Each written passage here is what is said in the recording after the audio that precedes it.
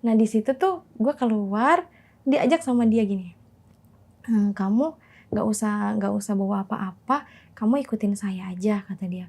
Kan keluar kan pintu kamar gue madepnya ke sana kan, ke belakang kiblat gitu. Itu tuh gue ngelewatin itu sama sekali, kayak baru pertama kali gue ngelewatin kayak nembus gitu, kayak nembus pintu itu. Bilang, iya saya mau tahu benda apa yang kamu mau kasih ke saya. Terus dia nggak tahu, tiba-tiba langsung tangan gue tuh disuruh kayak gini. Nah dia naruhin tuh benda itu. Boleh lihat nggak itu bendanya? Oh iya.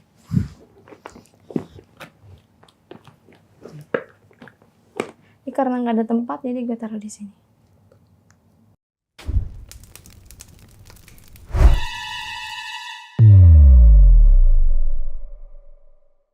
Assalamualaikum teman-teman, balik lagi sama gua Joe. Apa kabar kalian semua? Semoga kalian semua yang menonton video ini diberikan kesehatan, dilancarkan rezeki, dan selalu dimudahkan urusan-urusannya. Wah, pada kali ini gua kedatangan tamu yang kalian tunggu-tunggu, yang kalian minta-mintain terus ya. Gua buat undang lagi Kak Maya.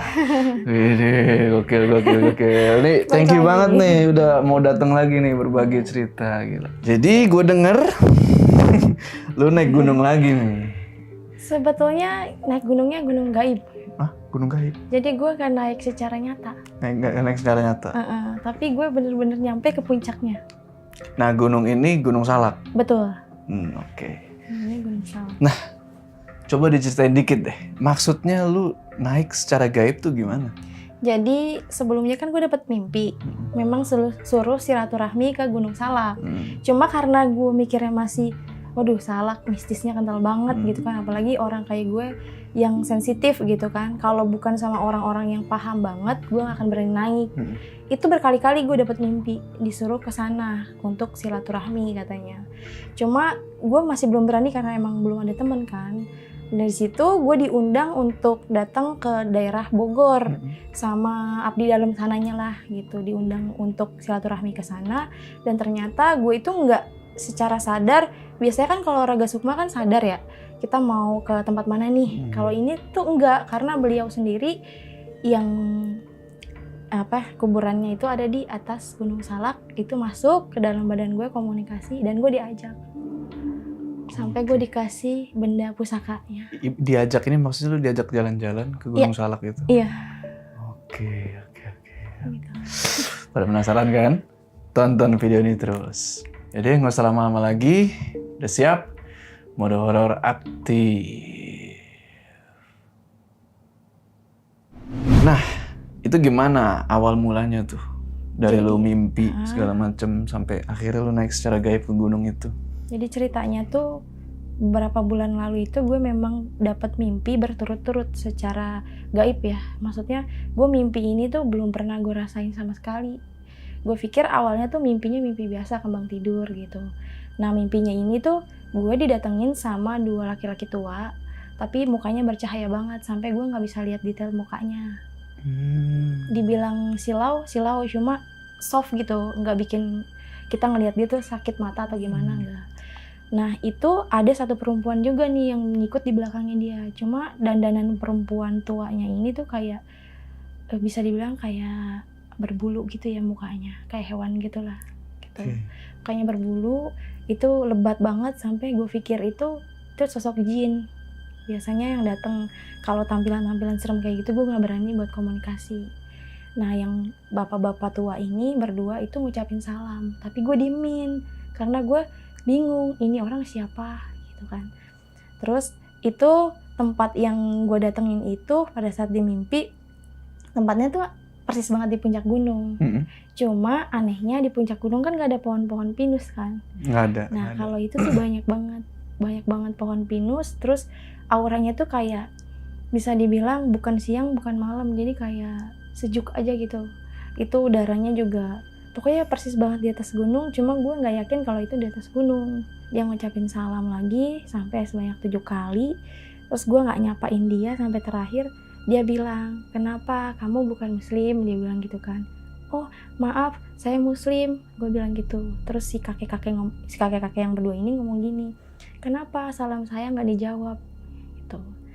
Terus gue jawab di situ, Gue tanya, maaf kakek ini siapa? Saya baru pernah lihat kakek karena dari wajahnya tuh emang gue nggak bisa tebak itu siapa, nggak bisa gue gambarin secara nyata. Terus dia bilang, nanti ada saatnya kamu ketemu sama saya. Terus di mana saya harus ketemu sama kakek gitu? Dia diam aja, nanti pokoknya kamu ditemuin sama salah satu orang yang ngerti dan paham tentang siapa saya, kata dia gitu. Terus nggak lama dari mimpi itu gue ngedengar suara-suara kayak suara lutung gitu, suara binatang pokoknya. Suara binatang, suara angin, cuma gue nggak ngerasain ada angin. Jadi benar-benar suaranya doang. Terus gue nanya, ini di mana? Tempat ini yang nantinya kamu akan ketemu sama saya. Terus gue bilang, sekarang kan saya udah ketemu sama kakek. Terus maunya kakek apa? Saya mau ketemu sama kamu untuk kedua kalinya tapi secara nyata. Gitu. Terus saya harus kemana untuk ketemu sama kakek secara nyata? Nah si kakek-kakeknya ini tersenyum doang, senyum terus dia kayak mundur gitu, terus tiba-tiba hilang, tapi dia ngelambain tangan. Nah di situ gue sempat sedih juga gitu ya. Maksudnya penyampaiannya belum selesai tapi dia udah pergi. Apa gue harus nyari sendiri, itu pertanda apa gitu kan? Itu gue bangun dari mimpi itu jam 1:30 pagi. Gue bangun, gue kaget karena pas gue bangun itu aroma beliau tuh masih ada di ruangan kamar. Wangi banget. Sampai gue tuh merinding, terus kayak gimana ya, sedih gitu. Kok ternyata cuma mimpi, gue pikir itu bener gitu. Di situ gue nggak mau pikirin lagi, gue pikir itu adalah kembang tidur doang. Terus besokannya ke hari keduanya dimimpiin lagi. Itu nggak tahu kenapa setiap gue dimimpiin itu emang hawanya tuh ngantuknya parah banget. Karena gue tipikal orang yang nggak bisa tidur cepat sih sebenarnya. Nah pas dimimpiin itu secara 3 hari berturut-turut itu tidur gue tuh dari sore. Jadi gue dari sore tidur sampai gue bangun lagi itu jam 1:30 lagi. Jadi secara rutin 3 hari kayak gitu terus. Itu di mimpi keduanya dia datang lagi. Dia datang tapi gue itu dituntun sama si kakek-kakek yang satu, yang bukan yang ngomong itu yang di hari pertama. Si kakek-kakek yang kedua ini nuntun gue. Dia bilang, ayo keluar katanya. Saya mau pinjem raga kamu dulu. Terus gue nggak mau diajak raga sukma karena gue belum siap dan gue nggak tahu tempat itu tempat apa. Terus gue bilang, maaf kek, soalnya kalau raga sukma kayak gini saya harus tahu mau dibawa kemana gitu kan. Saya nggak jahat, saya bukan orang jahat, saya bukan jin atau apa, kata dia gitu. Saya ini benar-benar leluhur kamu harus tahu dengan silsilahnya, dia bilang. Terus gue bangun, gue ngikutin dia, itu beneran nyata banget gue keluar dari rumah tanpa gue pakai sendal.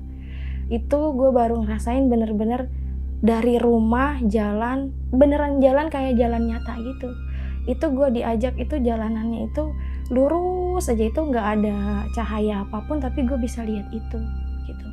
Dan di situ ada tali, itu seutas tali, terus dia cuma ngasih tahu ke gue gini, kamu harus pegang tali ini, jangan sampai kamu lepas dari tali ini karena tali ini adalah tuntunan kamu buat nyampe ke tempat beliau. Tapi dia ngomong kayak gitu kan. Gue pegang tuh tali, gue jalan, kok ini rasanya kayak gue tuh antara tidur dan sadar gitu. Gue nggak bisa bener-bener tahu kalau ini tuh gue lagi di dalam mimpi. Gue ikutin aja perintahnya dia gitu. Gue ikutin sambil dia ngomong, pokoknya nanti kamu kalau ketemu sama beliau, kamu nggak boleh ngulangin lagi yang kayak kemarin. Jadi gue tuh nggak jawab salam gitu. Sampai berkali-kali kan, maaf karena saya itu nggak tahu gitu. Saya pikir kalian dari sebangsa jin gitu. Bukan, kata dia. Kita tuh ada, tapi kalian nggak tahu sebenarnya kita di mana. Jadi sama aja kayak moksa gitu loh. Mereka tuh menghilang. Iya. Terus gue ngikutin sampailah di tempat itu lagi. Nah di tempat itu datang tuh, dia itu kayak dikawal sama 2 macan. Cuma macannya tuh kecil, 2, hitam warnanya. Terus gue kaget kan, apa ini yang dibilang kodam gue gitu. Tapi gue itu kalau ngelihat kodam asli gue tuh macannya nggak kecil kayak gitu, macannya gede gitu kan. Terus dia ngasih tangan buat ngejabat gitu, cuma gue mau sentuh tangannya nggak pernah bisa. Padahal udah dikit lagi gitu mau pegang, tapi nggak pernah bisa. Kayak menjauh gitu. Iya, jadi kayak nggak kena aja gitu, nggak kena. Terus si kakek-kakek yang bawa gue dari bawah ini dia bilang, belum saatnya kamu menjabat tangannya secara nyata. ini tuh masih di alam bawah sadar. Nah dia tuh ngingetin gue kayak gitu. Terus gue baru sadar, oh ternyata ini gue lagi raga sukma gitu, bukan secara nyata. Terus dia ngomong lagi, nanti ada orang yang saya percayai, saya titip katanya. Nanti dia bisa jalur, ibaratnya tuh kayak dia tuh jalurnya antara gue ketemu sama si leluhur gue yang ini, yang si kakek-kakek ini gitu kan. Nanti ada perantaranya, dia bilang. Perantaranya itu paham betul gimana saya, kata dia, gimana pribadi saya. Terus iya nanti saya tunggu gitu. Nggak perlu lama-lama lagi, pasti kamu akan ketemu sama orang itu. Orang itu manusia apa gimana, kan gue nggak tahu ya. Iya, orang itu sebangsa kamu, kata dia. Terus gue bilang, maaf, kamu ini sebangsa jin atau bukan? Karena saya belum yakin. Gitu. Terus dia bilang, supaya kamu yakin dengan saya mau kasih kamu itu cindera mata, katanya. Sebetulnya ini belum saatnya saya kasih ke kamu. Kamu harus jalan dulu ke tempat yang dimana saya ada di situ secara nyata. Di mana? Gue bilang kan. Nanti ada saatnya saya kasih tahu. Saya juga belum yakin sama kamu, dia bilang. Entah itu selesai ngomong kayak gitu, dia langsung hilang lagi tuh. Terus gue kayak bingung, gue baliknya gimana? Karena si kakek-kakek yang nganterin gue itu juga nggak ada. Jadi emang hilang semuanya gitu. Gue bingung kan, ini gue baliknya gimana? Karena gue nggak tahu tempatnya. Di situ gue cuma ngucapin kan dia kan ngucapin salam lagi tuh sama gue, terus gue balas, terus dia langsung hilang.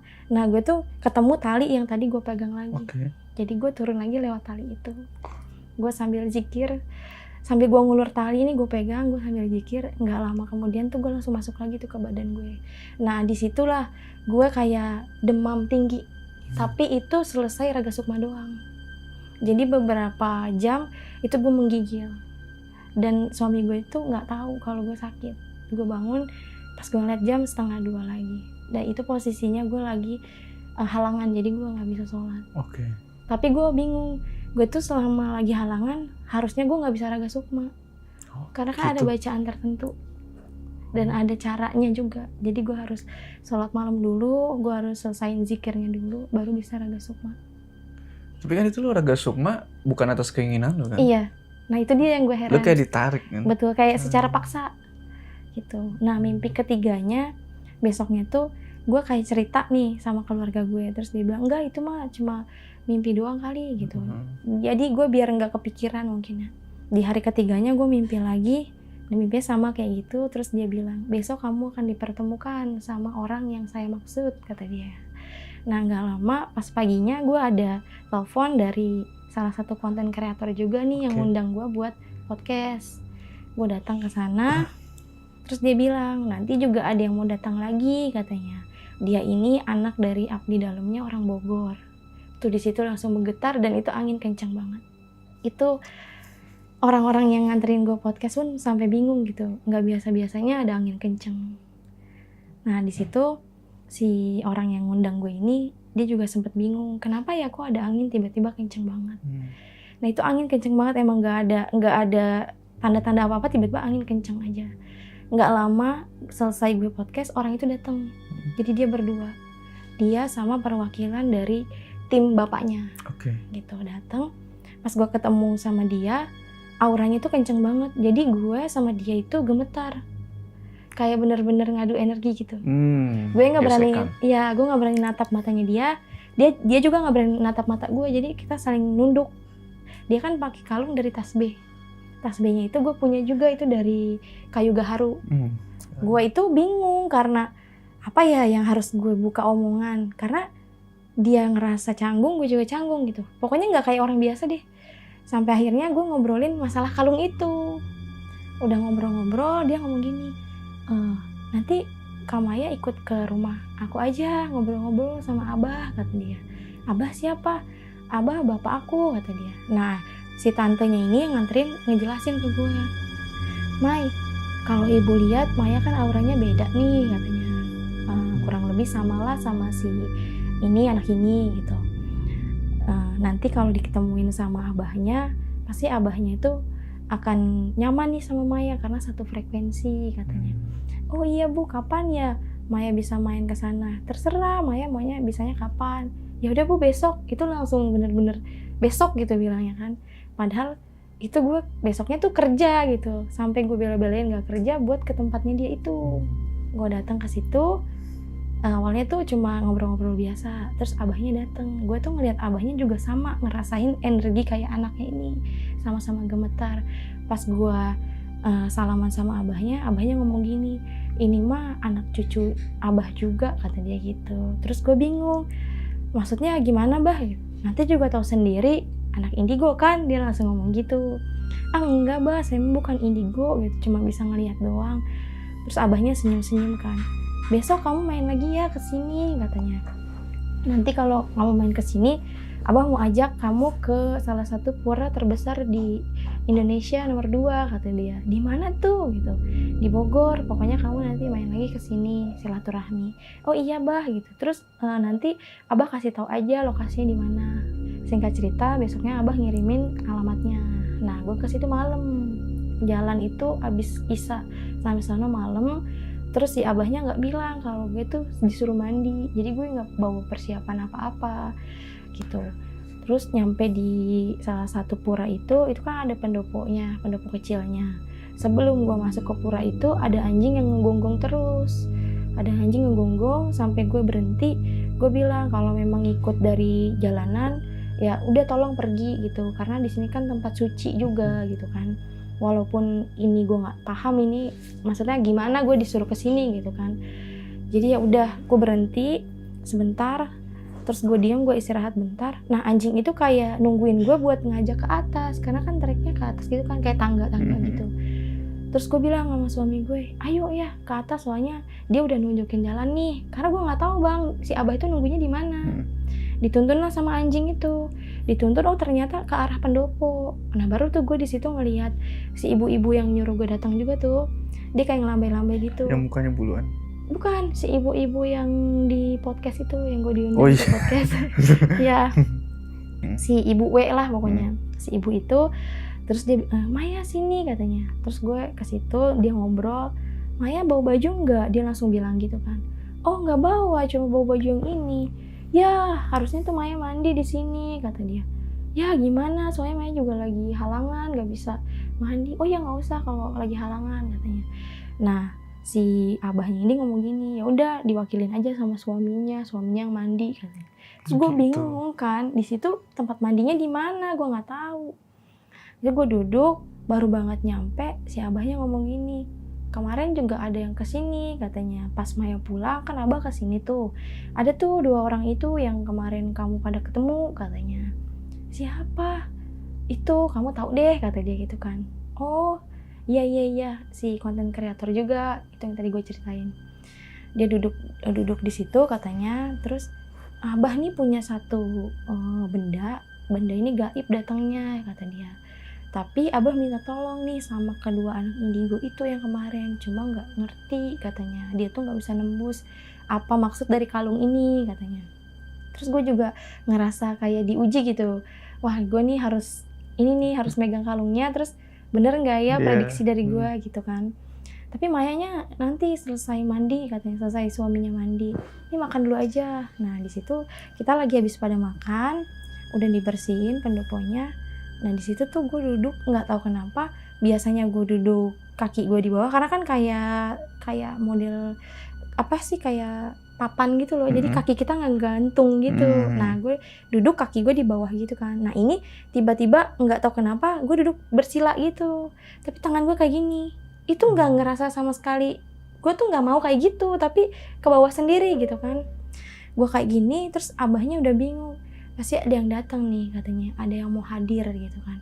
Nggak apa-apa. Dia ngomongnya tapi bisik-bisik sama timnya. Nggak apa-apa. Ini juga abah mau ada yang ditanyain kalau emang dia bisa masuk gitu kan. Datanglah tuh kakek-kakek tua, tiba-tiba duduk di tengah-tengah kita lagi ngobrol. Gue ngucapin salam dong, dia bilang assalamualaikum sampurasun. Gue jawab waalaikumsalam rampes gitu kan. Nah udah itu gue ngeliat ke abahnya, kok abah nggak nyapa dia ya, padahal dia lagi ngucapin salam gitu kan. Terus gue ngeliatin si abahnya ngeliatin, gue bengong, tapi tangan gue masih kayak gini, masih begini. Terus si abahnya bilang, kayaknya ada yang hadir ya, soalnya auranya udah beda, kata dia gitu. Terus gue sebenarnya gue mau ngomong, bah ini tuh ada kakek-kakek di sini siapa, tapi nggak bisa, mulut gue tuh kekunci, gak bisa ngomong sama sekali. Gue ngeliat dia senyum, terus dia tiba-tiba langsung deket ke gue nih, deket lama-lama masuk gitu kan. Itu dingin banget auranya, itu dingin banget. Gue ngerasa kayak pokoknya dinginnya aneh deh, anyep gitu. Di situ abahnya baru udah mulai tahu nih, karena muka gue dia bilang katanya udah pucat, udah kayak bukan Neng kata dia gitu. Dia ngobrol, ternyata si sosok yang masuk ini itu pendiri Cianjur nomor 1. Itu namanya Raden Arya Wiratanudatar. Dia masuk, katanya komunikasi, dia ngomong, ini ada keturunan leluhurnya dia nih katanya. Masuk, tapi saya nggak tahu siapa. Ditanya pakai bahasa Indonesia, nggak mau jawab. Ternyata dia maunya ngomongnya pakai bahasa Sunda, karena dia tuh dari tanah Sunda, dari tanah Pajajaran. Terus dia komunikasi sama abahnya bilang, tahu nggak yang masuk ke dia siapa katanya. Terus yang lain kan pada nggak tahu bah gitu kan. Ini pendirinya Cianjur nomor 1 katanya gitu. Ini adalah bapaknya dari Eyang Surya Kencana. Gue denger bang dia ngomong gitu, gue denger. Cuma gue nggak bisa ngendaliin badan gue, udah dingin dah pokoknya. Terus itu abis dia ngobrol, dia ngenalin katanya tolong titip anak ini, karena anak ini tuh turunan Pajajaran sama kayak kamu gitu. Jadi nanti akan ketahuan nih terahnya atau turunannya. Gue itu turunan nomor keberapa gitu kan. Terus si abahnya langsung ngomong gini, Masya Allah katanya gitu. Kita dipertemukan dengan cara yang kalau abah bilang sih bukan kebetulan. Ini tuh emang udah diatur sama mereka gitu. Di situ ngobrol lagi, tiba-tiba masuk lagi nih beda. Yang tadi udah keluar? Yang tadi udah keluar, terus masuk lagi beda. Itu ternyata Eyang Wijaya Kusuma. Yang selama ini makomnya dibersihin sama si abah.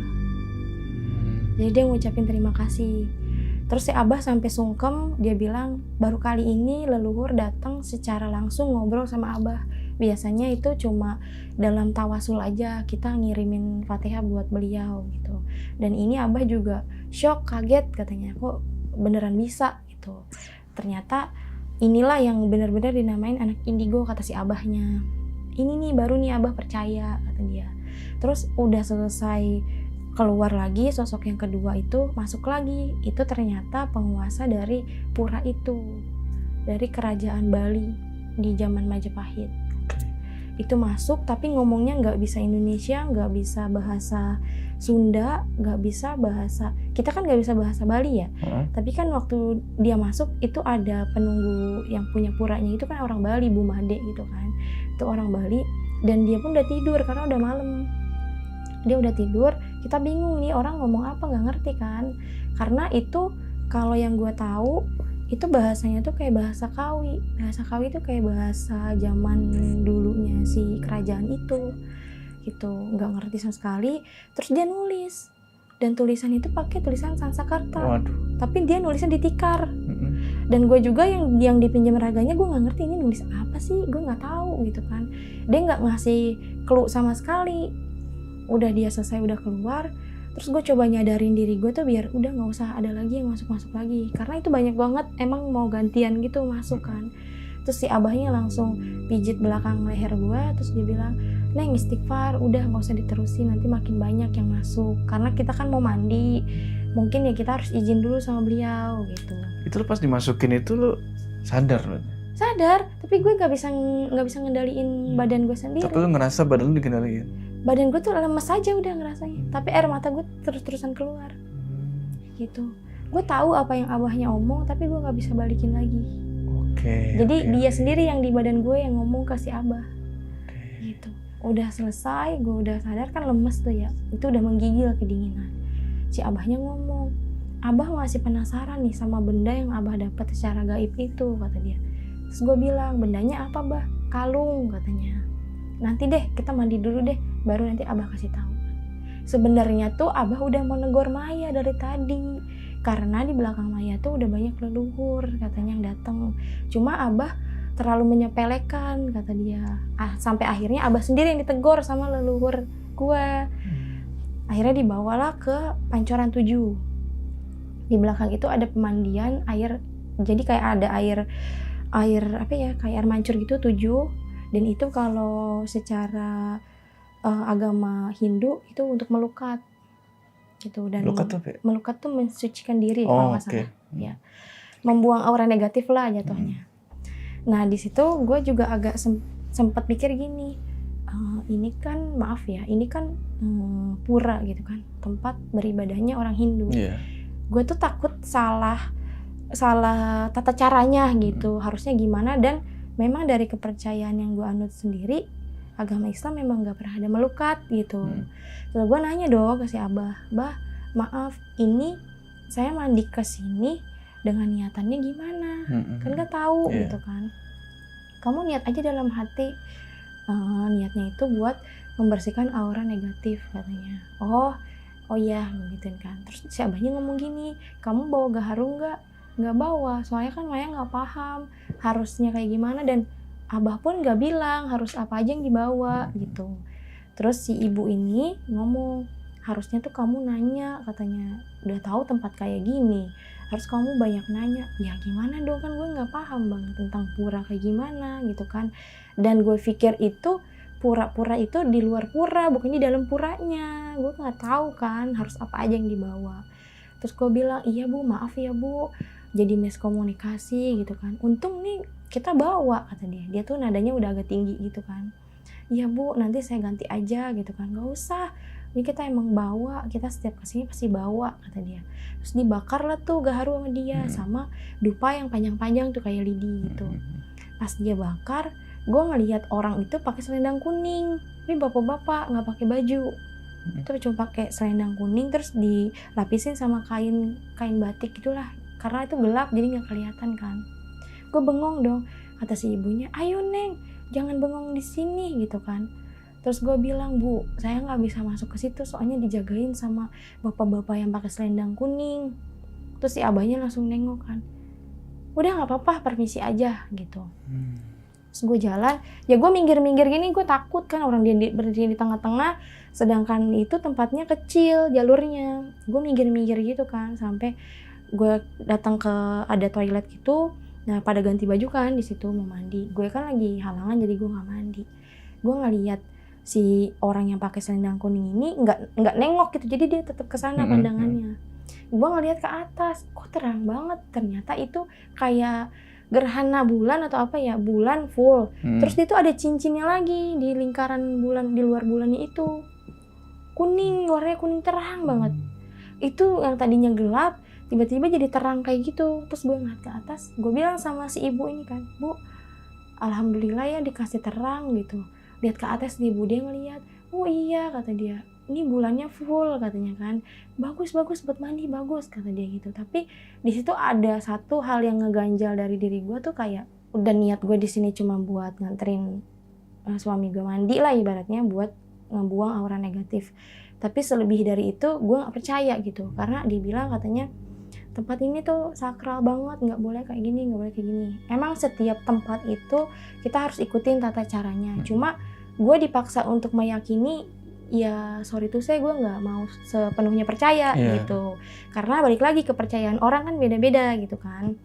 Jadi gue cuma ngikutin tata caranya aja yang diajarinnya kayak gitu, ya udah. Terus dikasih bacaan dan gue bilang ke suami gue nggak usah dibaca karena itu gak ada di dalam Al-Quran. Jadi nggak usah diikutin gitu. Itu sama aja kayak jimat mantra gitu lah ya. Oh mantra. Ya kayak mantra gitu. Hindu gitu. Nggak tahu sih itu dari Hindu atau bukan. Itu kayak mantra gitu, disuruh baca, dan mandinya pun harus angka ganjil. Maksudnya? 7, 14, 7 berapa gitu sampai 21. Pokoknya sampai di angka 21. Jadi muternya itu 7 pancuran kehitungnya 1. Balik gitu kan. Nah si suami gue ini sampai ke 14 apa berapa gitu gue lupa. Pokoknya angka bukan 14 sih, kayak berapa ya, 21 paling akhir. Tapi belum nyampe ke pancuran yang ke-7, suami gue tuh udah badannya tuh udah nggak kuat, jadi kayak ada sesuatu yang keluar, kata dia sih, dia ngerasanya kayak gitu. Nah si abahnya tuh udahan di putaran ke-7, udahan. Terus gue bilang, bah itu nggak apa-apa beluman gitu, nggak apa-apa bagus kalau bisa sampai 21 gitu kan, 21 bolak-balik. Gue mikir itu kan air gunung ya, dinginnya kayak gimana tuh malam, kok kuat gitu. Dia tuh anget katanya, nggak ngerasa dingin. Masa sih? Iya nanti aja tanya gitu. Pas udah selesai terakhir dia naik, gue tanya gimana rasanya, nggak dingin sih, agak aneh juga airnya kata dia gitu. Terus ya udah, kita udah ganti baju lagi. Abahnya ngomong, tadi di setiap pancoran itu kamu minum gak airnya gitu? Ya enggak gitu kan, harusnya tuh diminum katanya. Iya bah, maaf bah, kan nggak tahu gitu kan. Terus dalam hati gue, kok kayak air jam-jam harus diminum gitu kan. Apa gimana ya, gue nggak ngerti. Terus gue bilang, bah apa kita ambil lagi di botol terus buat kita minum? Nggak apa-apa, ambil lagi aja pakai botol katanya. Terus nanti kamu buat di rumah cuci muka sama kamu minum gitu. Gue bawa deh tuh, turun lagi kan gue. Itu gue turun sendiri ngambil air, dan gue ngeliat di situ ada perempuan duduk tapi kakinya dilipat ke belakang gitu, kayak sinden. Ya, sinden. Itu pakai kemben, rambutnya terurai tapi ke depan semua gitu. Jadi air tuh nempel ke rambutnya, lepek. Tuh. Dia lagi diem gitu ya, gue nggak berani ganggu. Gue nungguin dong di belakang karena nggak boleh ngelangkah dari satu langsung kita ngisi kedua dulu kan nggak bisa. Jadi harus 1, 2, 3, 4 sampai 7. Gue nungguin di situ lama banget kan. Gue bengong. Nggak lama si ibu ini turun. Astagfirullah, Maya gitu. Gue kaget kan. Bu, udah ambil airnya gitu. Lah orang ini kemana? Tapi gue nggak ngomong ke dia kan. Gue ambil. Gue permisilah numpang-numpang, nggak tahu lah itu siapa. Misi ya, saya mau ambil air. Gue ngambil dari air itu sampai 7, gue naik lagi ke atas. Udah selesai, abahnya ngomong gini, udah siap belum dites sama abah katanya. Tes apa bah gitu kan. Nih kalungnya, sini ambil kalungnya. Dia nyuruh timnya tuh ngambil.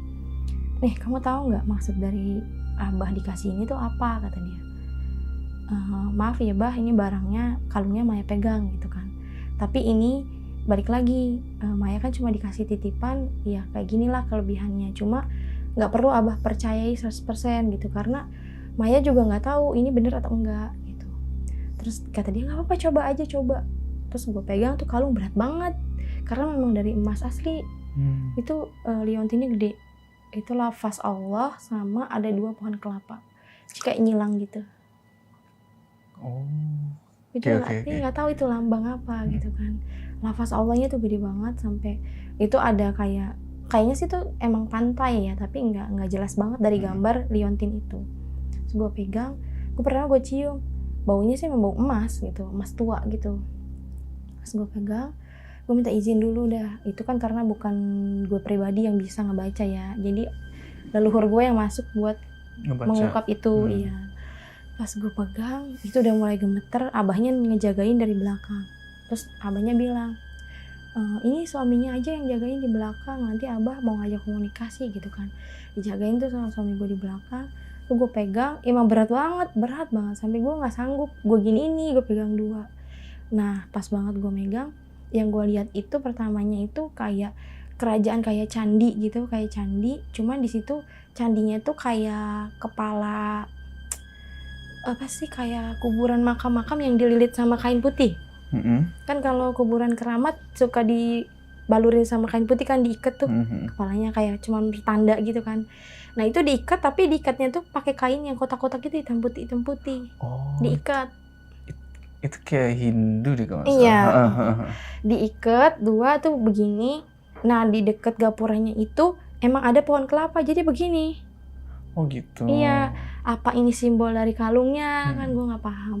Di situ dateng itu kakek-kakek juga, tapi dia nggak pakai baju, sama kayak yang gue ngeliat orang yang pakai selendang kuning. Pakai bawahan doang gitu. Iya. Cuma itu badannya gempal, hitam. Terus dia cuma bilang kalau ini adalah apa, benda tertua dari kerajaan Hindu pertama di zaman Majapahit itu katanya. Cuma gue tanya lagi, ini maksudnya apa dititipin kayak gini katanya. Terus dia bilang nanti ada yang jelasin lagi karena itu bukan wewenang saya.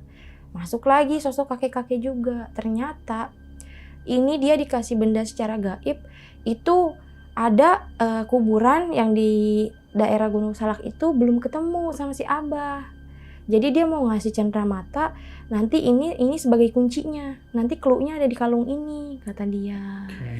Clue-nya ada di kalung ini, terus nisannya juga sama, ukirannya kayak gitu katanya. Tapi sampai sekarang belum pernah ketemu tuh makamnya siapa. Belum pernah ketemu makamnya. Iya. Nah udah gue sadar, gue bilang kan, Bah, ini yang Maya lihat dari kerajaan Hindu tertua di Indonesia gitu. Ini kayak zaman kerajaan Majapahit. Terus si abahnya, oh iya paham katanya. Apa karena abah udah terlalu mengabdi lama di pura ini dikasih cenderamata ya? Dia bilang gitu. Ya mungkin bah. Dan Maya juga nanya kenapa ini dititip ke abah, karena ini satu cenderamata dari yang ada yang punya makam adanya di atas Gunung Salak. Sampai sekarang abah belum nemuin itu makam siapa. Terus si abahnya langsung nabok gue kan. Ini nih yang selama ini nih kita cari-cari, kata dia. Makom ini emang abah cari tapi gak pernah ketemu. Bah, makamnya ini nanti ada batu nisan, tapi dengan ukirannya tuh sama kayak kalung abah. Jadi ini kuncinya bah, buat nemuin si makam itu. Jadi clue-nya gitu. Terus si abahnya langsung, iya. Ya Allah, katanya makasih udah ditemuin sama orang kayak gini, katanya. Abah kalau nggak dari Maya ngasih tahu ini, abah nggak tahu maksudnya apa, kata dia. Terus gue bilang, Bah, ini dapetnya waktu abah sholat tahajud ya? Iya, waktu abah selesai tahajud, abah tawasulin, katanya. Tapi sebenarnya abah tuh tahu ini kuburannya siapa. Terus setelah gue ngomong kayak gitu, ternyata itu yang ngomong bukan gue. Itu yang ngomong tuh si Eyang Surya Kencananya. Ternyata itu ada anak gaibnya. Adalah anak gaibnya Eyang Surya Kencana. Gitu. Dan gue tahu katanya beliau ngomongnya gini, karena saya ini adalah anak gaib, saya juga punya perkawinan gaib, dan anak saya ini yang ada di atas Gunung Salak ya batu nisannya yang seperti kalungnya si abah yang abah dapet ini. Oh, si abahnya langsung, ternyata ini adalah anaknya Eyang Surya Kencana, anak gaibnya. Dan emang sampai sekarang belum ketemu makamnya di mana. Bisa kasih tahu nggak di mana, katanya. Nanti pokoknya nanti ada yang saya mau titipin sama anak ini. Tapi jangan putus silaturahmi. Jadi gue sama abah nggak boleh putus silaturahmi. Sampai situ abahnya ngomong, udah Maya mending pulang aja, katanya. Takutnya kemalaman, dia udah lemas juga. Gue rapi-rapi buat pulang. Nah, pas gue pulang malamnya itu gue ngeliat di kamar gue tuh kayak aneh gitu, kayak rasanya tuh gue ngeliat itu kayak dia tuh kayak model hutan ya, kayak bukan kamar. Jadi gue masuk ke dalam kamar tuh gue takut, ini apa yang salah dari kamar gue gitu kan. Gue gak mau masuk ke dalam kamar gue, keberani. Sampai anak gue pun masuk mundur lagi kayak, bunda itu di dalamnya siapa sih gitu. Jadi kayak itu tuh gue udah ditungguin sama sosok si leluhur ini nih yang ada di Gunung Salak itu. Dan ternyata beliau itu pada duduk tuh. Jadi kan modelnya kan gitu kan, letter U gitu. Nah dia ngelingkar, muter. Pas gue masuk, langsung itu kayak ada angin yang nerpa badan gue. Gue langsung duduk di situ, gue nangis. Tapi nggak sadar gue ini lagi nangis gitu kan. Terus dia nyuruh gue tidur. Udah kamu tidur, istirahat, nanti ketemu sama saya. Nah di situ gue mandi, bersih-bersih, gue tidur, gue ngikutin apa yang disuruh sama dia, gue tidur. Nah disitulah baru proses diajaknya gue naik ke gunung secara gaib.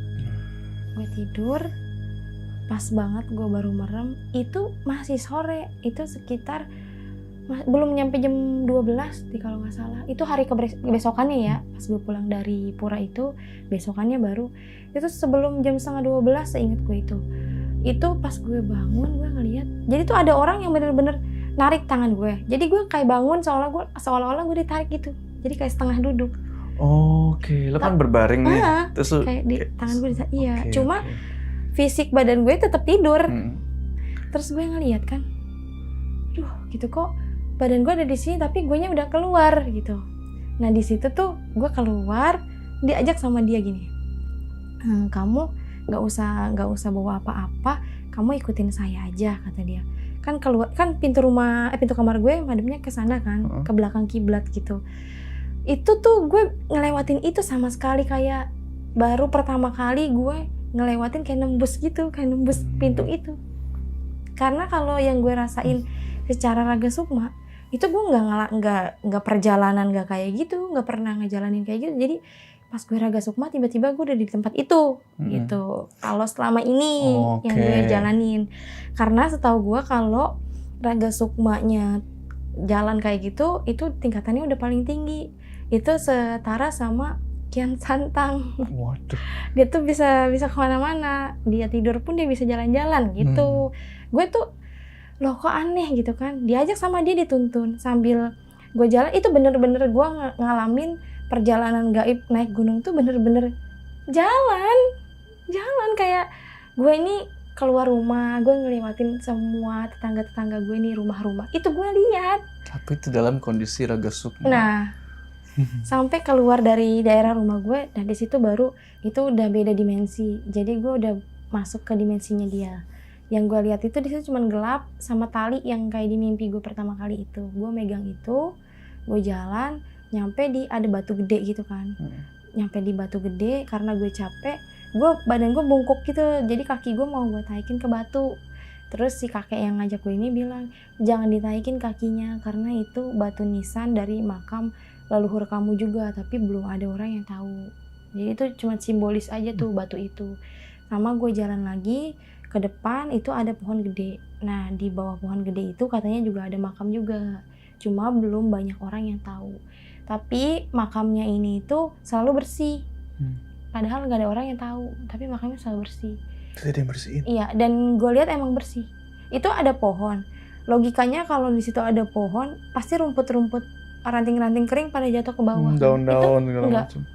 Bersih. Bersih. Jadi dari batu sampai ke pohon itu bersih. Jadi benar-benar kayak dikotakin gitu. Jadi daerah si makam ini nggak kena ranting-ranting pohon yang jatuh-jatuh. Itu cuma di bagian belakang-belakangnya. Nah itu gue jalan lagi. Berarti ini posisi udah di Gunung Salak nih? Iya, udah langsung posisi nyampe. Di Gunung Salak. Udah nyampe di situ, tapi belum nyampe ke puncaknya. Gue nggak tahu ya itu nyampe masih di mana. Di jalan kan? Iya. Gue jalan naik lagi ke atas. Itu gue disuruh berhenti. Kamu lihat di sebelah kiri. Di sebelah kiri itu ada makam, yang dimana makam itu adalah makam leluhur kamu. Pas gue ngeliat, gue baca tulisannya. Itu tulisannya pakai tulisan Sanskerta, cuma ada tulisan bahasa Indonesianya. Gue ngeliat di situ ada tulisannya Eyang Wijaya Kusuma, Sang Hyang Raksa Bumi, sama Eyang Haji Wijaya Kusuma. Di situ itu pelangnya juga gede. Nah, gue masuk ke daerah itu. Di situ gue lihat ada makam 3. Makam 3, jadi makamnya tuh agak aneh. Yang tengah itu panjang. Panjang banget, jadi kayak tinggi banget gitu orangnya. Terus yang 2 itu agak pendek. Jadi sejajar 2, yang tengah tuh panjang ke atas gitu. Terus gue mau nanya, ini makamnya siapa? Cuman dia kayak langsung, kamu nanti aja, nanti juga kamu ketemu sama beliau gitu. Gue keluar lagi, gue diajak jalan lagi. Itu gue ngerasa capek. Capeknya lebih capek dari orang naik gunung yang asli. Itu padahal gue nggak bawa beban apa-apa. Tapi gue capek banget di situ. Gue jalan lagi ke atas, sampai itu gue ngeliat udah bener-bener itu tuh udah rapat banget gitu ya, kayak jalannya tuh udah bukan jalan buat orang asli, orang nyata gitu. Itu tuh jalur-jalur yang dimana jalur itu nggak pernah ditemuin sama orang selain yang punya keahlian khusus gitu. Berarti bukan jalur kayak biasa naik kan, jelas tuh jalurnya. Iya. Kalau ini gue itu cuma dikasih jalan setapak, itu jalannya kecil. Iya.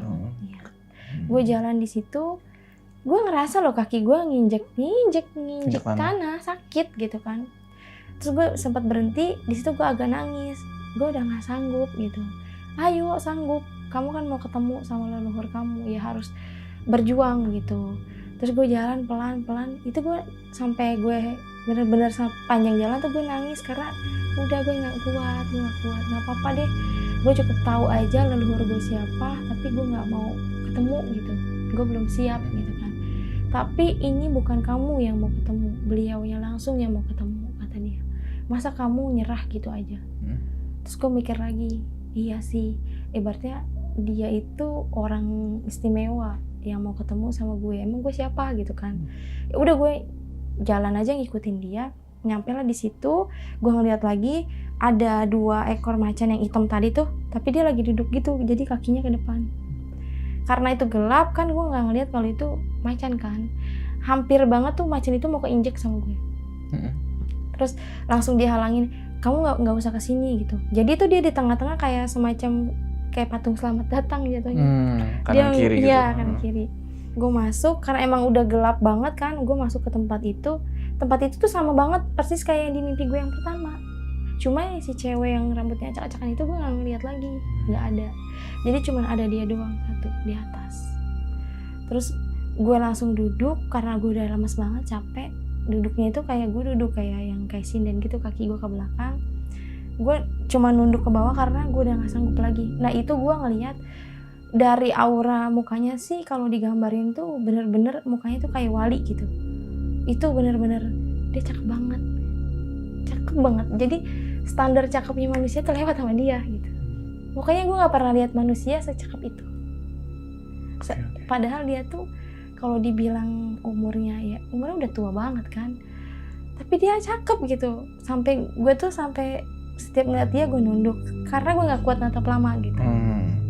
Terus dia gosok kepala, suruh bangun katanya. Kamu bangun. Pokoknya dia tuh ngomong nggak langsung ngomong ya. Jadi ketemu batin, gue tahu kalau dia tuh ngomong kayak gitu. Terus gue bangun, si kakek-kakek ini ngomong gini, makasih kamu udah datang ke sini. Terus gue bingung kan, gue iya aja ya. Terus dia bilang lagi, makasih ya kamu udah datang ke tempat ini, ke tempat saya. Iya sama-sama, tapi saya perlu tahu kamu tuh siapa. Gue bilang gitu kan. Nanti kamu tahu setelah kamu balik lagi silaturahmi ke orang yang udah saya titip, kata dia. Dalam hati gue kok susah banget sih, gue kan pengen tahu doang lu siapa gitu kan. Terus dia bilang, kamu nanti tahu siapa saya kalau kamu nanti udah balik lagi ketemu sama orang yang udah saya titipkan amanatnya, kata dia. Tapi emang saya nggak boleh tahu di sini, kan saya udah ketemu langsung, masa ketemu tanpa saya tahu gitu, saya ketemu sama siapa gitu. Nah di situ dia ngomong gini, kamu masih nggak percaya kalau saya leluhur kamu, kata dia. Iya saya nggak percaya, apa jangan-jangan kamu sebangsa jin, gue gituin kan. Kalau kamu nggak percaya saya bisa buktiin, kata dia. Buktiin dengan cara apa? Saya buktiin dengan cara saya mau kasih satu benda yang selama ini saya rawat tapi saya percayain sama kamu, kata dia. Terus gue tantang dong, buktiin kalau kamu bukan jin. Bisa nggak? Ini kan bendanya gaib, tapi saya ini hidup di dunia nyata, jadi saya mau benda gaib itu secara nyata. Gue gituin kan. Ya saya berani, kata dia. Saya berani kasih titipan yang selama ini saya udah jaga, saya udah rawat, saya mau titipin ke kamu, kata dia. Ini banyak orang yang cari, tapi orang ini nggak pernah dapat. Orang lain mau cari ini cuma dapat sekecil bongkahannya, kata dia gitu. Terus gue bingung kan. Terus apa yang harus saya percayain kalau kamu leluhur saya? Gitu. Baru tuh di situ dia ngomong, saya ini leluhur kamu dari tanah Pajajaran. Ya siapa, kan Pajajaran banyak, kata gue kan. Terus di situ dia sempat diem. Saya mau buktiin aja, kalau kamu lihat benda ini pasti kamu tahu saya siapa, kata dia. Terus gue bilang, iya saya mau tahu benda apa yang kamu mau kasih ke saya. Terus dia nggak tahu, tiba-tiba langsung tangan gue tuh disuruh kayak gini. Nah dia naruhin tuh benda itu, dia taruh ke tangan gue. Cuma masih nggak yakin kalau ini nih bisa jadi nyata bendanya. Terus gue serahin lagi dia, saya nggak mau gitu kan. Udah pegang aja, saya nggak berhak ngambil benda ini karena saya bukan siapa-siapa. Tapi saya percaya sama kamu. Orang lain banyak yang mau ngambil tapi nggak pernah saya kasih. Mungkin banyak benda yang sama kayak gini, cuma dalam isiannya itu belum tentu dari saya, kata dia. Terus gue balikin lagi, dia ngasih lagi ke tangan gue. Kamu kan tadi nantang saya, kata dia. Kamu mau benda ini secara nyata, saya bisa hadirin secara nyata. Saya lebur dulu nih bendanya, kata dia. Gue gak ngerti maksudnya lebur gimana kan. Gue kasih lagi, terus dia langsung ngasih lagi ke tangan gue. Jadi kayak kekeh-kekehan nih berdua nih. Gue gak mau, dia mau ngasih gitu kan. Terus dalam hati gue, gak apa-apa deh gue ambil, gue mau coba bener gak sih dia ini bener-bener leluhur gitu kan. Terus gue ambil, gue melek tuh. Ini apaan ya, namanya gue baru bangun tidur kan. Apaan sih? Nah gue taruh aja di bawah bantal tuh. Gue taruh di bawah bantal, gue tidur lagi, nyambung lagi nih Raga Sukma lagi gue. Oh pas lu tidur nyambung lagi? Iya, pas gue kaget tuh dikasih benda itu, gue disadarin buat ngelihat benda itu secara nyata. Namanya orang lagi tidur terus Raga Sukma lagi kan, gue nggak ngeh kan. Gue taruh di bawah bantal. Gimana? Nyata nggak benda itu, kata dia. Terus gue bingung kan, benda yang mana, kata gue. Yang tadi saya kasih ke kamu. Oh iya nyata, tapi kan ini masih di dimensi yang berbeda, gue bilang. Ini bukan dunia nyata. Nanti kamu pasti pas bangun kamu ngelihat benda ini nyata. Terus gue bingung, ini orang siapa yang ngasih gue gitu kan. Karena banyak kan keturunan dari Pajajaran tuh banyak. Jadi gue nggak tahu dia ini siapa. Apa ini Raden Arya Wiratanudatar atau Eyang Wijaya Kusuma atau si yang lain-lainnya, kan gue nggak tahu kalau dia siapa. Dia belum ngasih tahu dia siapa, tapi dia ngasih tahu kalau benda yang kamu dapat pasti kamu tahu saya siapa, kata dia. Nah di situ yang nganterin gue ini udah hilang, tapi sambil ngelambain tangan, terus dia terakhirnya kayak gini, kayak makasih gitu. Harusnya tuh gue yang berterima kasih sama dia. Dan itu berdua lama-lama kayak mundur. Tadinya kan yang nganterin gue ini ada di samping gue kan, terus dia mundur ke arah belakang. Nah yang ngasih benda gue ini dia mundur juga ke arah belakang, jadi lama-lama hilang. Terus di situ gue langsung sadar, gue kayaknya dikasih apa tadi ya. Gue bangun terus sadar, cuman gue nggak langsung nyari benda itu di bawah bantal gue.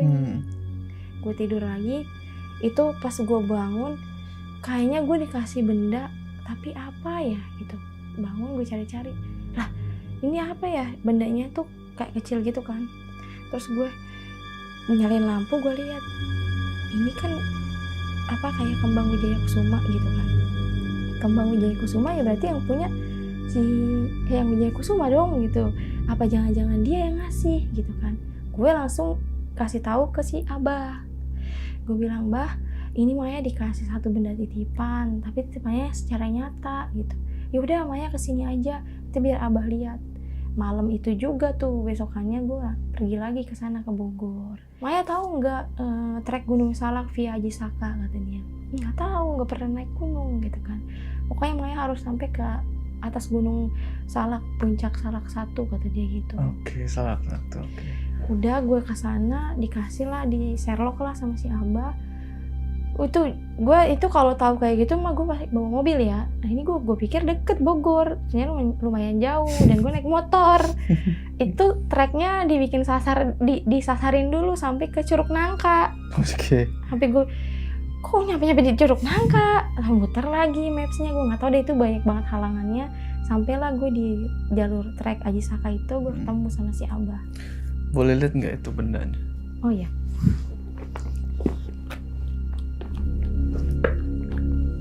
Ini karena nggak ada tempat jadi gue taruh di sini. Nih. Oke, ini bener ya kayak bunga ya? Bunga kantil itu. Bunga kantil ya, bener bunga kantil. Ayo belum mekar. Tapi dia itu bisa berubah jadi gelang atau tongkat. Hah? Iya. Dalamnya.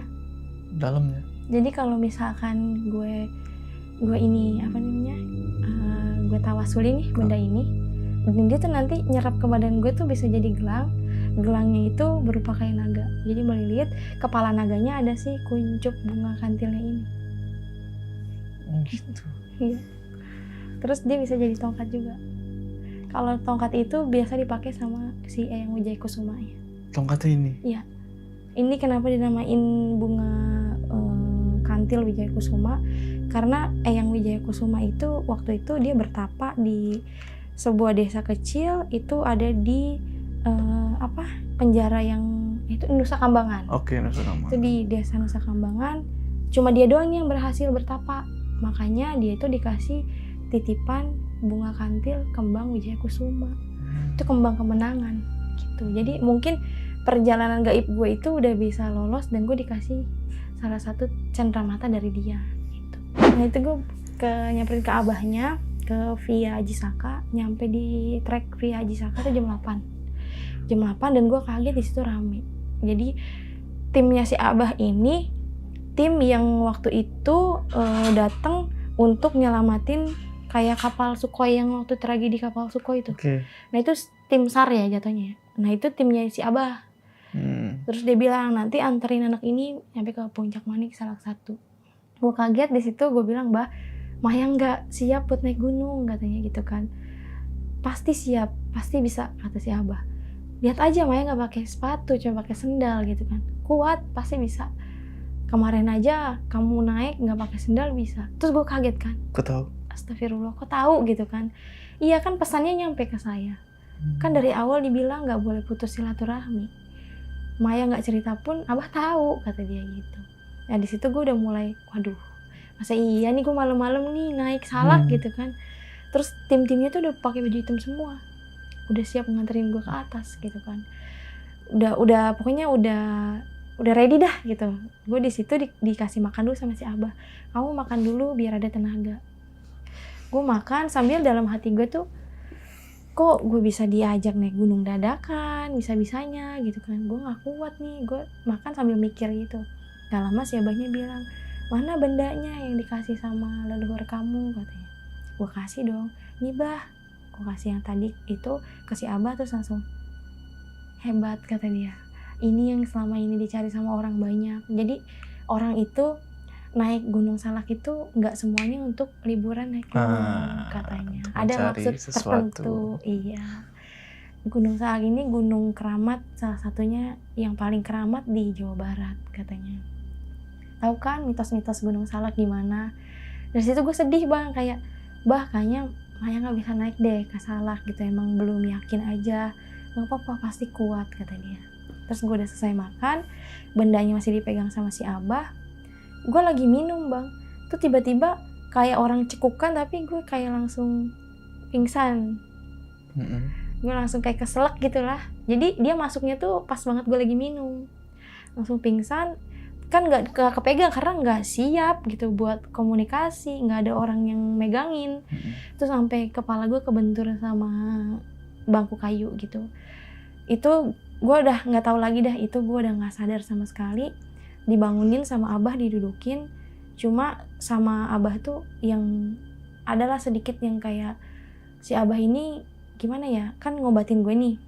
Gue tuh tahu gitu Abah ini megang gue, tapi yang gue sayangin banget dari seorang kuncen harusnya izin dulu ke suami gue, karena kan ada suami gue di situ.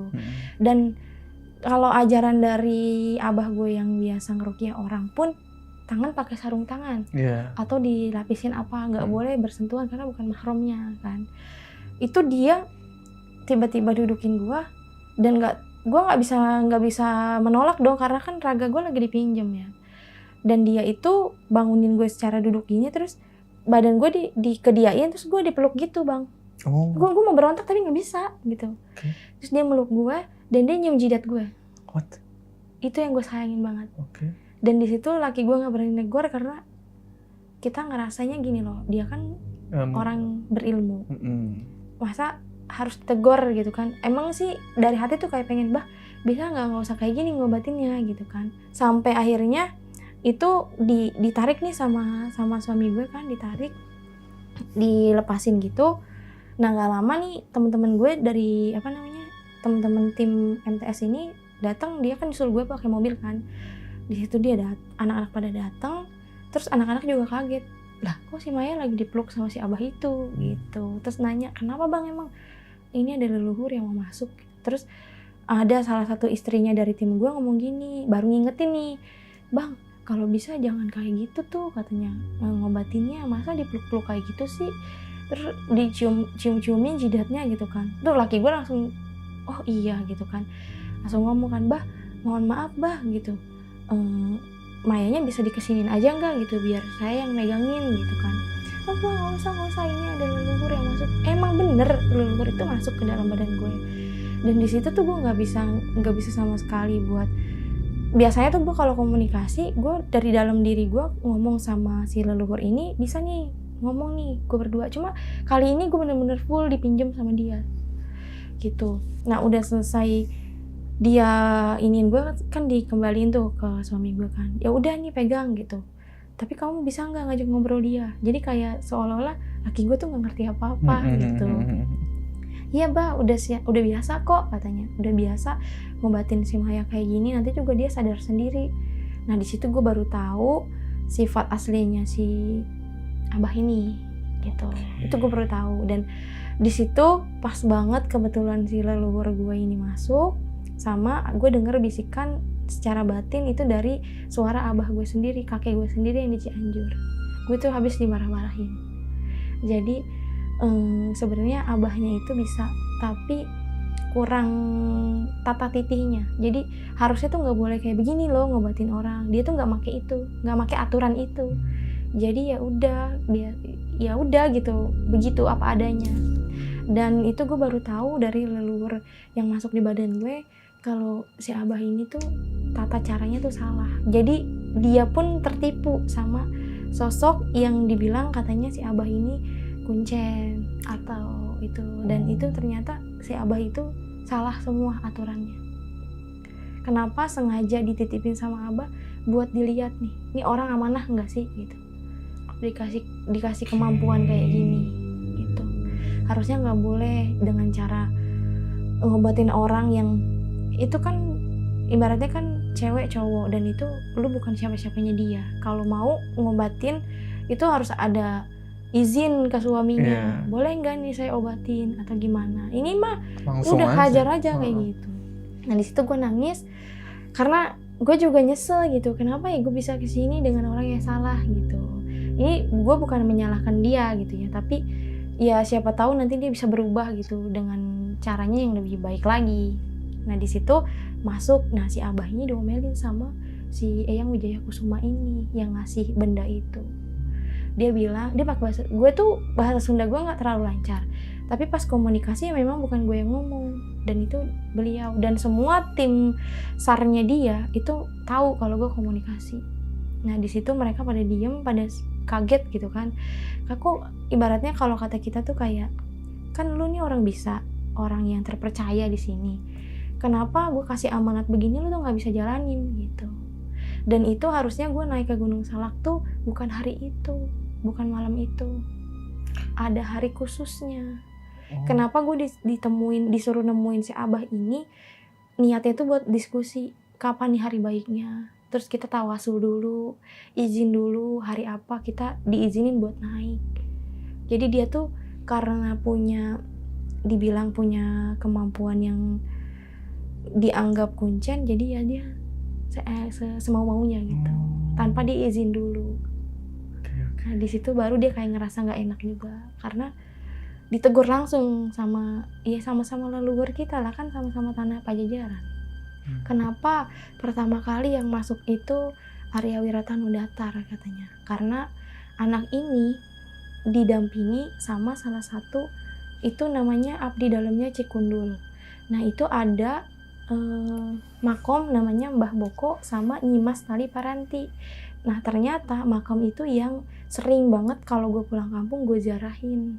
Nah gue baru tahu kalau dia itu ternyata ngikut gue juga, karena gue nggak pernah ketemu mereka. Dan abah gue sendiri yang ngurusin makomnya nggak pernah ngelihat sosoknya dia itu. Tapi si abah ini dia berani kayak ciri-cirinya gini. Padahal dia tuh memang nggak pernah mau diketahui sama manusia. Harusnya kamu tahu katanya, yang masuk ini udah yang megang antara dari Bogor sampai Cianjur gitu. Harusnya itu kamu nggak kayak gini caranya katanya. Kan udah dikasih teguran nih pertama kali masuk itu sosoknya pendiri Cianjur pertama. Dan kenapa dia duluan yang masuk? Karena dia menghargai kamu, tapi kamu nggak menghargai dia gitu. Ibaratnya si Eyang ini ngargain si abah karena abah kuncen. Harusnya abah udah tahu nih orang pertama di Cianjur yang masuk gitu kan buat komunikasi, tapi dia kayak nggak mau komunikasi dulu lah ibaratnya. Jadi dia punya aturan sendiri. Nah di situ udah selesai gue masuk itu lama banget. Gue nggak tahu deh itu berapa lama, tapi gue rasain itu lama banget. Jadi mereka berdebat dulu sampai abahnya tuh duduk di bawah kaki gue ini, kan gue di atas bangku kayu gitu kan, dia duduk di bawah, terus dia sambil ngobrol karena emang suara leluhurnya itu kecil banget, suara halus banget.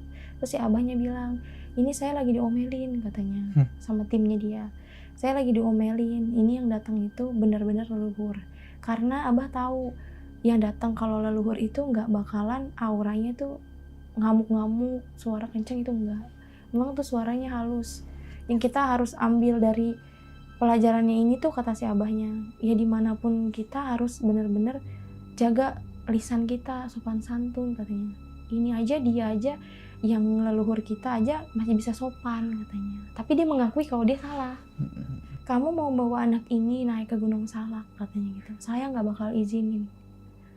Kalau kamu berani selangkah ngajak anak ini ke Gunung Salak katanya, kamu bakal tahu nih, hari ini saya bisa bikin cuaca yang benar-benar ekstrim.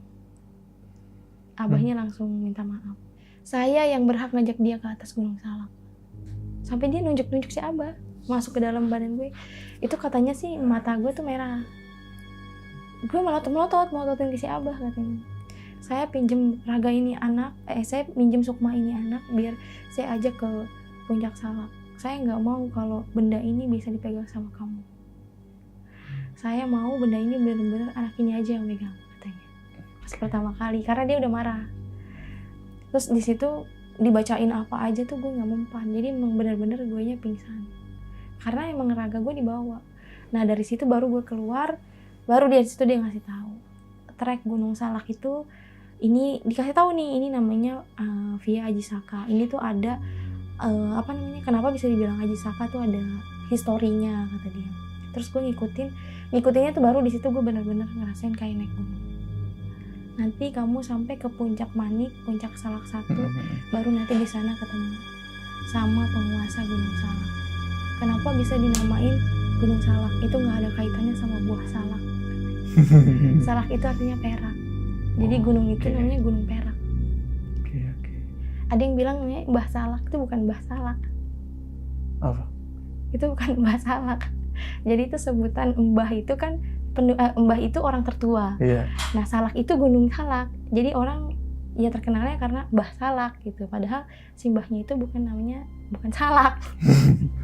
Gitu. Dan nanti di atas mbahnya Gunung Salak gitu. Iya betul. Jadi Mbah Salak gitu kan.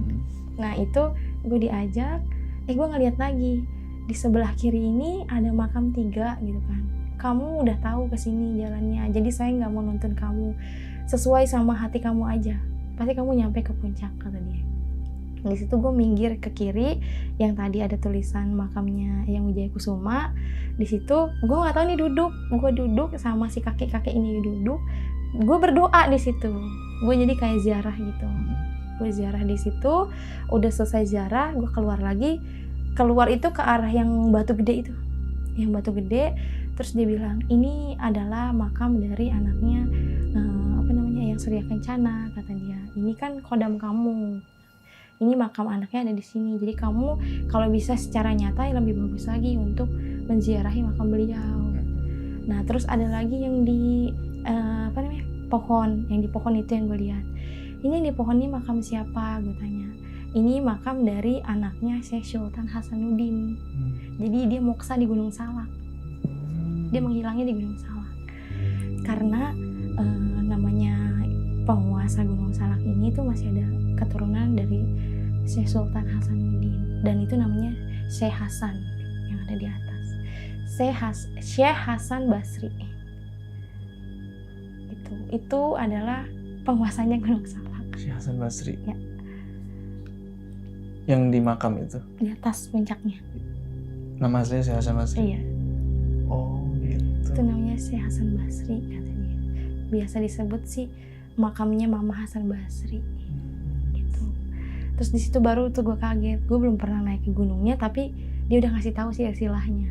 Gitu. Terus kenapa dinamain Gunung Salak yang paling keramat di Jawa Barat. Jadi tuh gue sepanjang trek tuh gue ngobrol sama dia.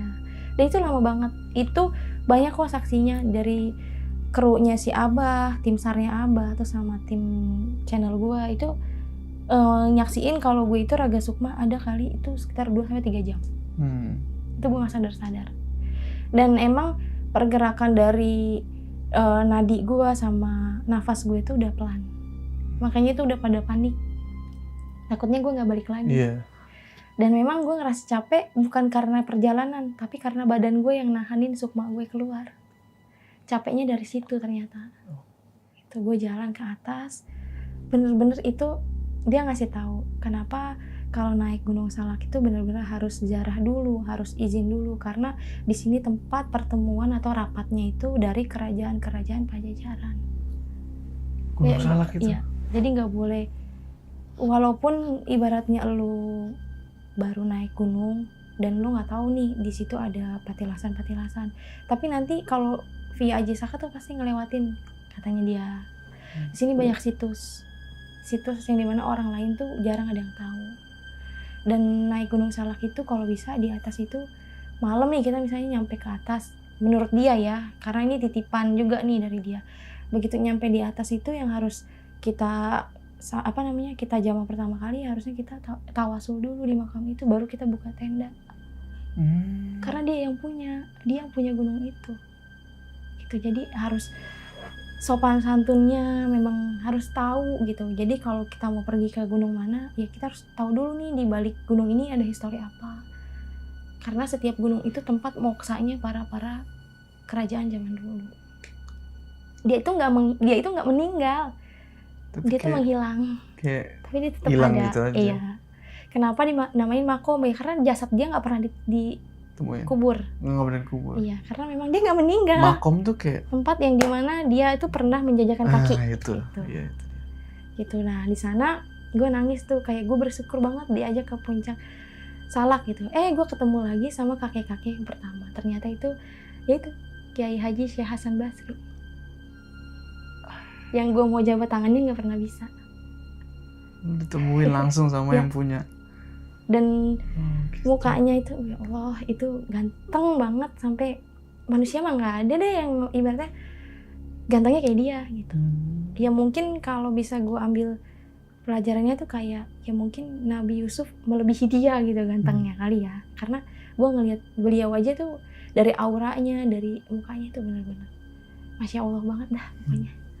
Dan di situ pas banget gue naik, itu kan ada pelang tuh ya, puncak 1 Salak Puncak Manik Salak 1. Ya, itu ada pelang, dan di situ ada batu yang menjunjung gitu kan, kayak pertanda bahwa itu makom. Itu tugunya, itu rumahnya, itu kerajaannya beliau.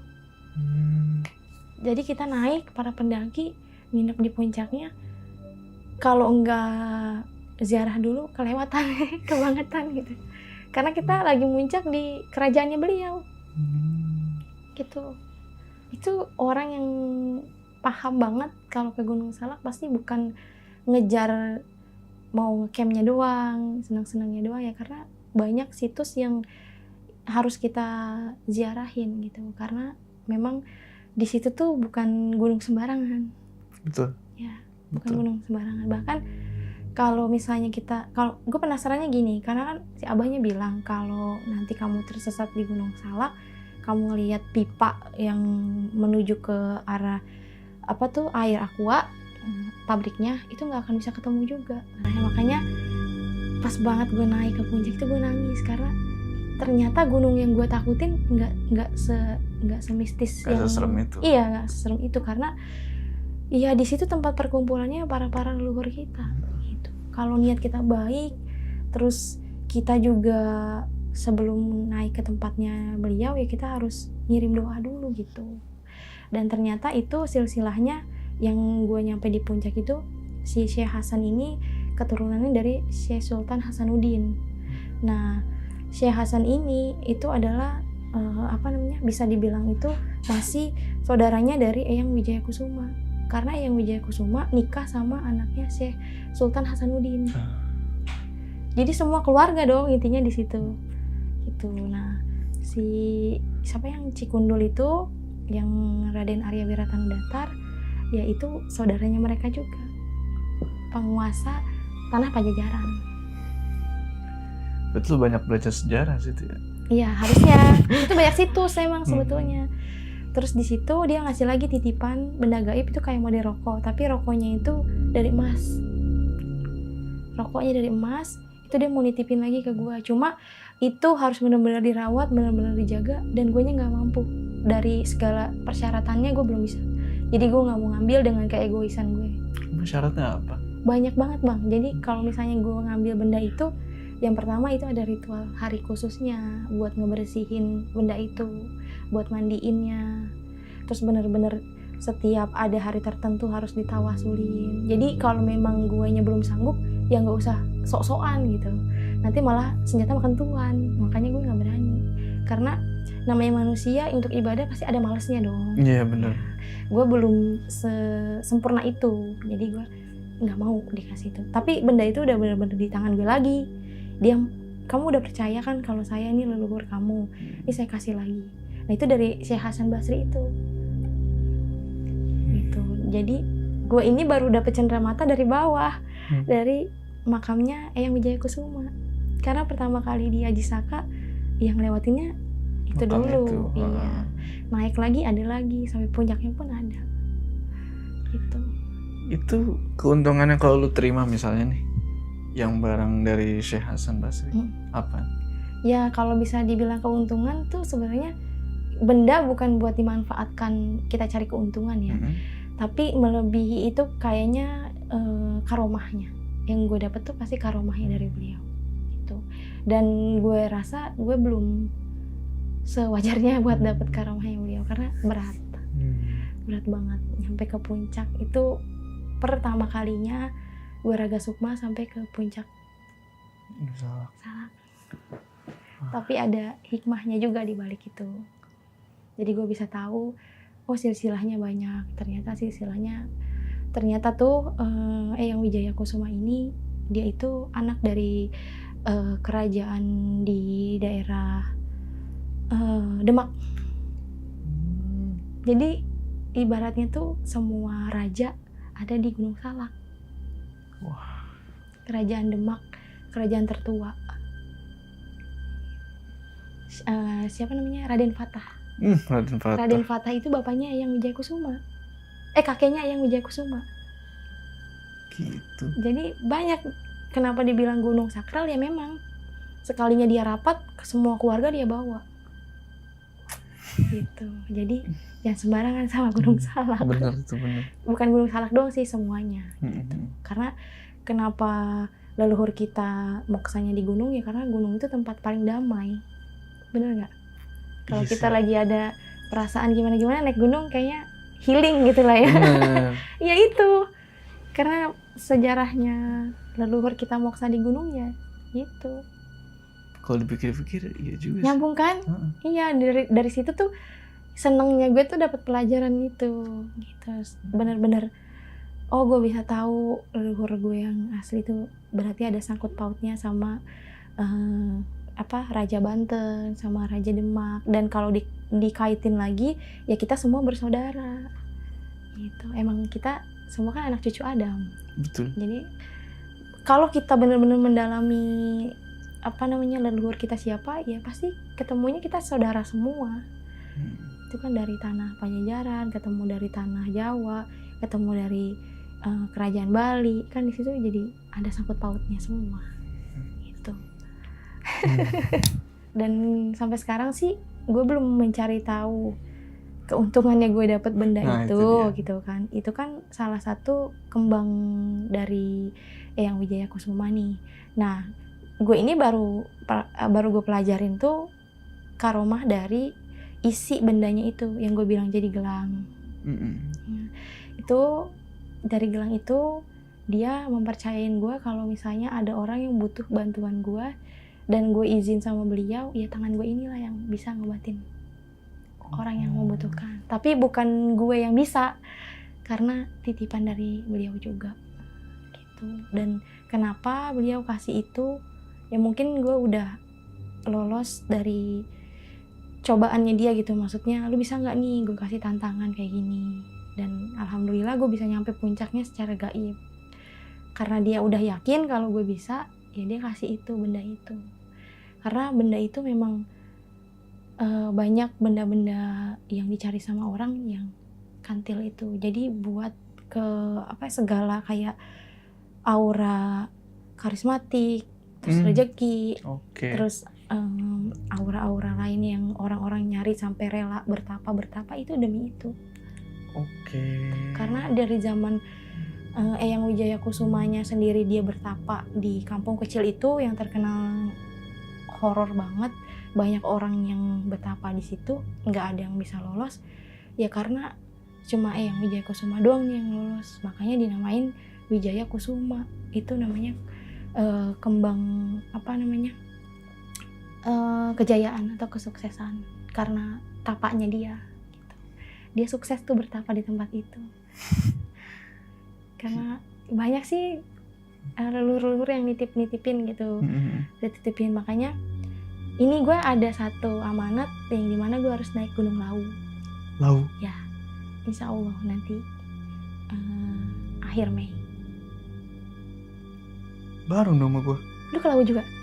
Iya. Lu tanggal berapa? 23. Ya sekitar tanggal segituan. Bareng lah. Ayo.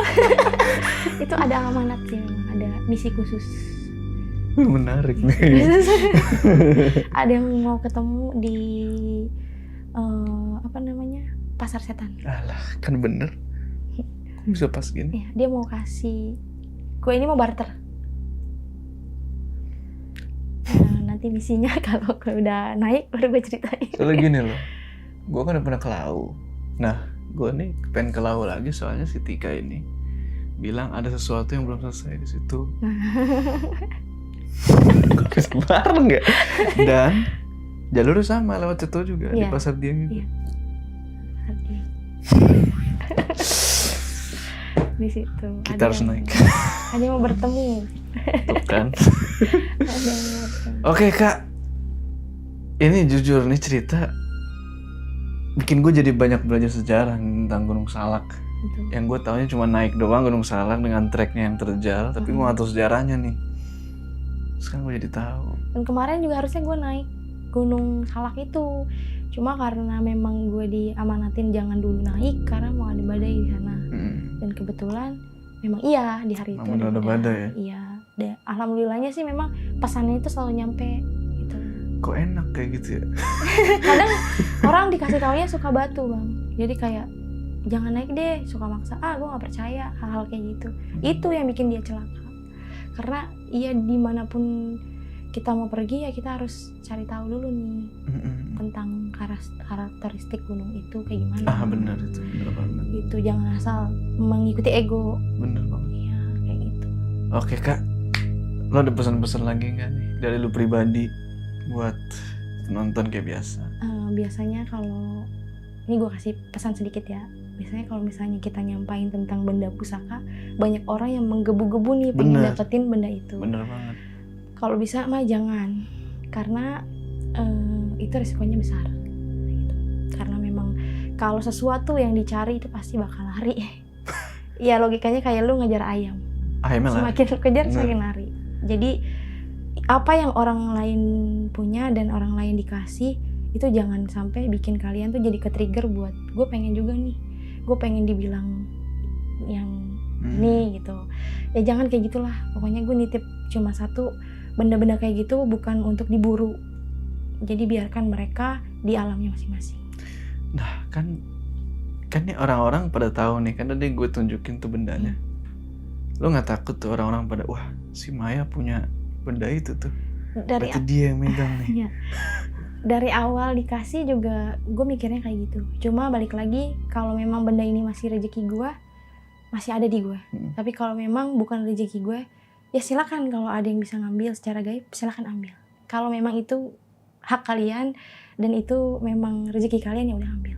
Tapi lu pernah ngerasa ada yang mau ngambil? Ada. Sampai taruhannya nyawa gue sendiri. Padahal udah gue ikhlasin bang. Gue ikhlasin nggak apa-apa kalau mau ngambil. Cuma kayak dia nyentil gue itu gue sakit. Gue itu sakit selama 2 minggu itu batuk sampai muntah darah. Parah banget. Ada. Ada. Tapi itu nggak berhasil. Iya, gue sih sebenarnya udah nggak apa-apa ambil, cuman karena dianya itu kayak kalah sama gue, nggak ngelawan gitu, gue ikhlasin aja. Toh lo mau ngambil, ya lo ngelawan sama Eyang dulu gitu, kan itu punya Eyang. Yang Wijaya. Nah gitu, gue pasrahin aja, gue ikhlasin. Alhamdulillah dia nyerah sendiri, ya gue sembuh sendiri. Oke deh Kak Maya, nih thank you banget nih berbagi cerita lu naik gunung secara gaib. Orang biasa naik gunung secara fisik, secara tapi gue ada untungnya juga. Bisa Raga Sukma yang levelnya bisa naik lagi. Nah ini kan lagi rame KKN nih. Ah, Nah, semalam gue ada Raga Sukma itu. lu ke lokasinya? Ya, belum banyak orang yang tahu nih. Itu di mana? Ntar aja. Kasih kisi-kisi dong. Itu Jawa Timur? Di ujungnya Jawa Timur. Banyak orang yang kalau itu tuh di daerah B. B kan? Nah, tapi bukan. Bukan? Bukan. Kan ujung.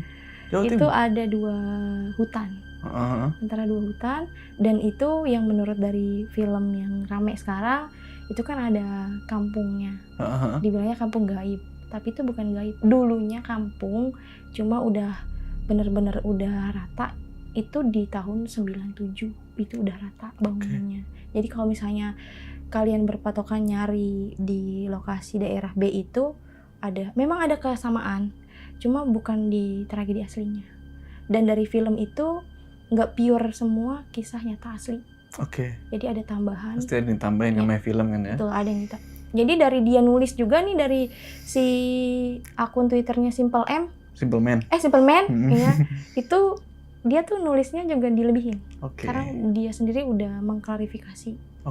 Gitu. Nah makanya gue penasaran, pas banget semalam gue Raga Sukma, gue dapet jawabannya. Di ujung Jawa Timur. Itu ada 2 hutan. Ada 2 hutan. Yang kalau malam jalannya gelap. Kanan kiri hutan. Pokoknya hutannya depannya A dua-duanya. A ini. Hah? Depannya A dua-duanya? Iya. Anjir, gue nggak tahu tuh. Gue tahu tuh. Sebenarnya memang dirahasiakan sih. Gitu. Takutnya mungkin pada kesana kali ya. Betul. Memang dari pihak abdi dalamnya sana nggak mau ke expose. Tapi gue ada niat kalau misalnya lu mau ikut sekalian, ntar kita telusurin ke sana. Gue mau ke Jawa Timur. Tapi bukan yang di ujung bawah kanan kan? Bukan. Nanti deh selesai syuting ini. Oke lah, siap. Yaudah, ini kita tutup dulu ya. Sebelum kita berpisah, jangan lupa kalian like video ini, dan bagi yang belum subscribe, ayo subscribe ke channel ini supaya kalian ketinggalan cerita-cerita horor selanjutnya. Dan jangan lupa juga main ke channel Maya True Story. Di sana banyak cerita-cerita horor yang keren. Gue Joe sama Maya, sampai ketemu di cerita horor selanjutnya.